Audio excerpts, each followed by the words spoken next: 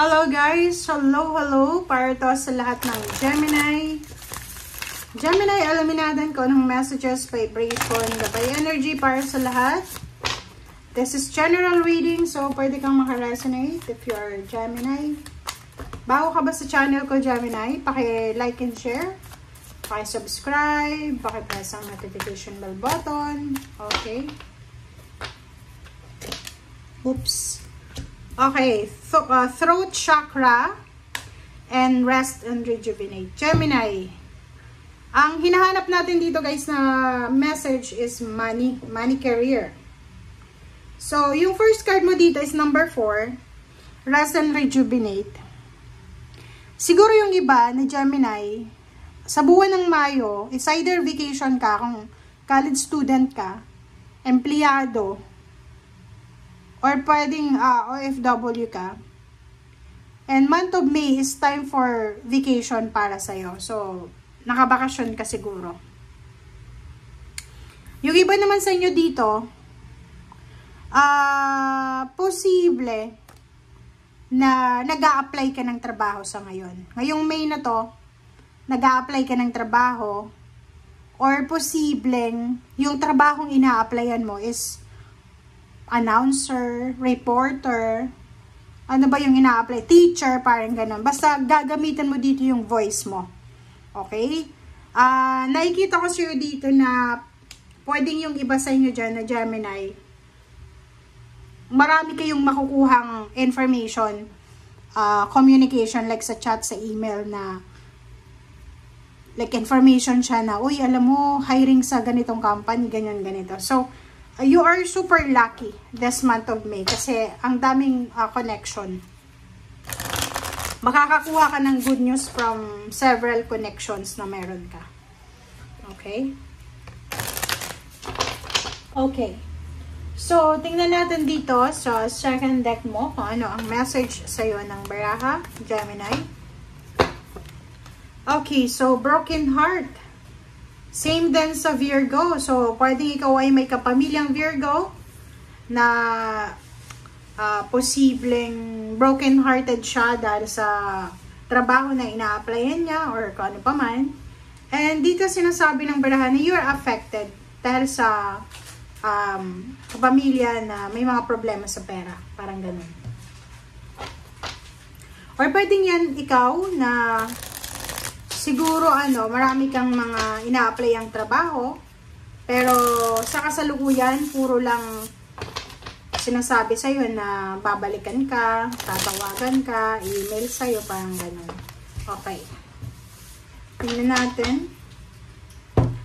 Third deck tayo, Gemini. Okay, so first card mo dito is Ace of Wands and Queen of Cups.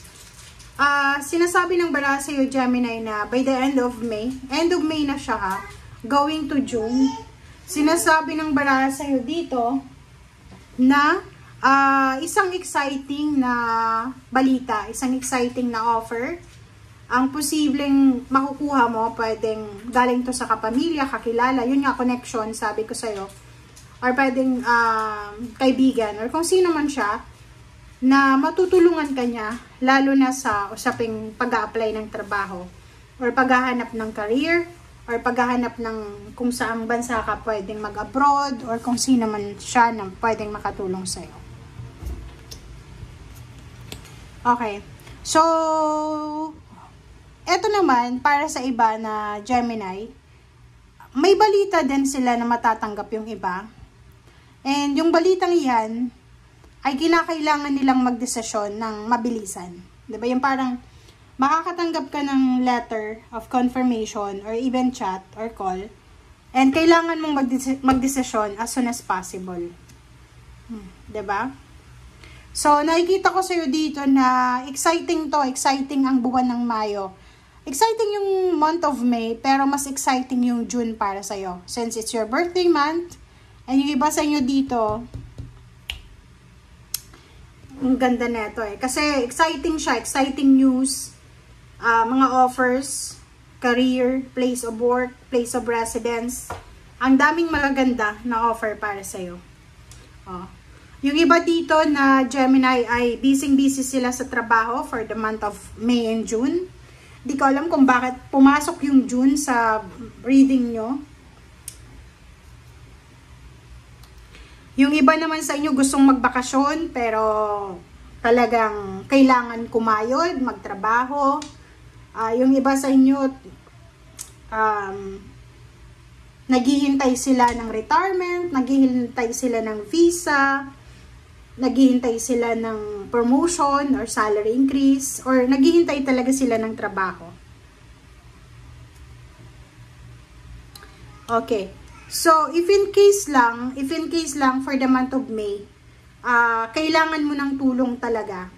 Yun nga sabi ko sa'yo, maybe you're part of organization, community, or kung ano man to na charitable institution na pwedeng makatulong sa'yo, and matutulungan ka nila in terms of money or in terms of financial needs or work. So, sinasabi ng barahan na mayroon ditong Gemini na posibleng dumaan sa mga challenges and troubles and hardships sa pera and financial. Ang posibleng makakatanggap siya ng mga tulong galing sa mga tao na nagtitiwala sa kanya. Diba? Nandito yung Magician and then the Star. Sinasabi sa'yo dito, Gemini, na malapit na. Abot kamay mo na eh. Parang andito, isang ano na lang, isang dipa na lang.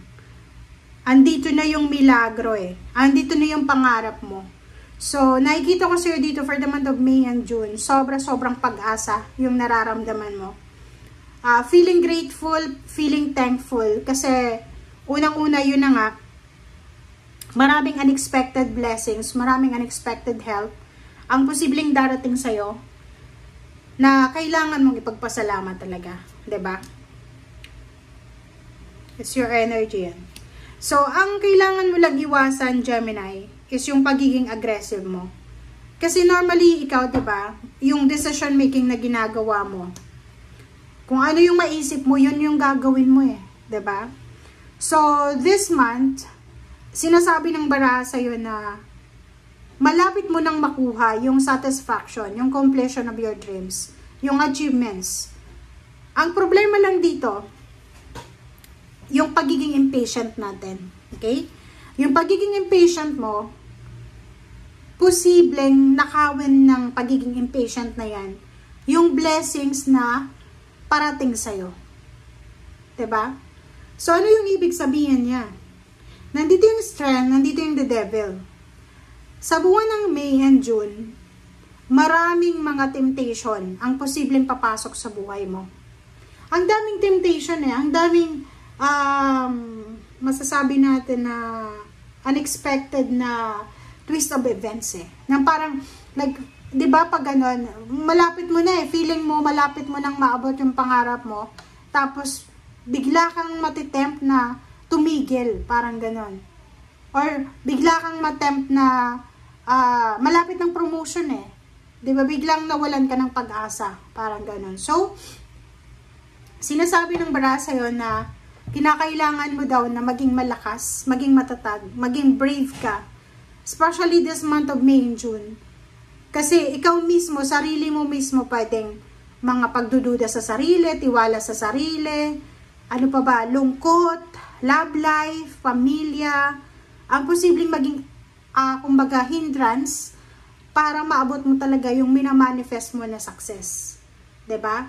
So, dito sinasabi sa iyo, Gemini, na kailangan mong hanapin yung courage na i-push out talaga sa buhay mo yung mga temptation na yan.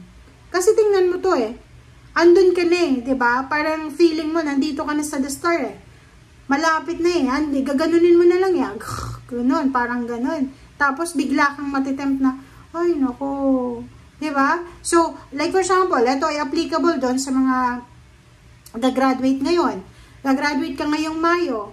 Sobrang motivated ka last 2 months ago na after graduation, maghahanap ka ng trabaho, or kung may board exam, magte-take ka ng board exam. Tapos, biglang, isang hindrance, isang sagabal ang posibleng temptation na papasok sa buhay mo na yung plano mong nauna ay posibleng i-let go mo kasi may naisip ka. Parang, ay, mag-asawa na kaya ako. Parang ganun. So, kailangan mong maging mapasensya. Okay? And iwasan natin yung pagiging aggressive, Gemini, aggressive, impulsive. Kasi ikaw din ang magsasuffer niyan. Okay? So, thank you guys for watching. I hope na nakuha mo yung energy. And see you again. Bye!